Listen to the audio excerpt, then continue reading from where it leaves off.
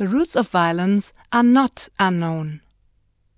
The misled brain and the bent emotions. The facts. First, the development of the human brain is use-dependent. The brain develops its structure in the first 4 years of life, depending on the experiences the environment offers the child. The brain of a child who has mostly loving experiences will develop differently from the brain of a child who has been treated cruelly. Second, almost all children on our planet are beaten in the first years of their lives. They learn from the start violence, and this lesson is wired into their developing brains. No child is ever born violent. Violence is not genetic. It exists because beaten children use, in their adult lives, the lesson that their brains have learned.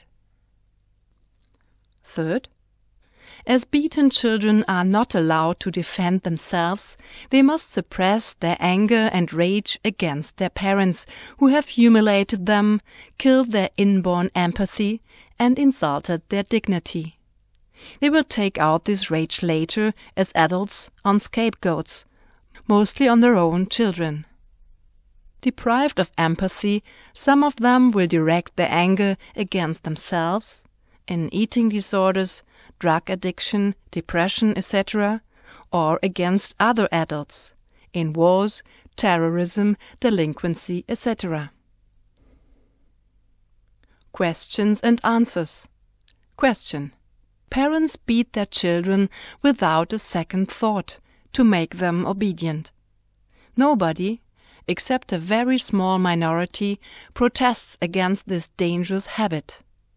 Why is the logical sequence, from being a misled victim to becoming a misleading perpetrator, totally ignored worldwide? Why have even the popes, responsible for the moral behavior of many millions of believers, until now never informed them that beating children is a crime? Answer: because almost all of us were beaten, and we had to learn very early that these cruel acts were normal, harmless, and even good for us. Nobody ever told us that they were crimes against humanity. The wrong, immoral, and absurd lesson was wired into our developing brains, and this explains the emotional blindness governing our world. Question: can we free ourselves from the emotional blindness we developed in childhood? Answer: we can, at least to some degree, liberate ourselves from this blindness by daring to feel our repressed emotions, including our fear and forbidden rage against our parents, who had often scared us to death for periods of many years, which should have been the most beautiful years of our lives.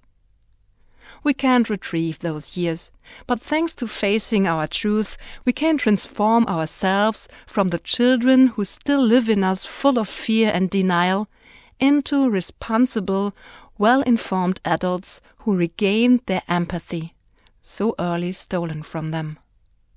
By becoming feeling persons, we can no longer deny that beating children is a criminal act that should be forbidden on the whole planet.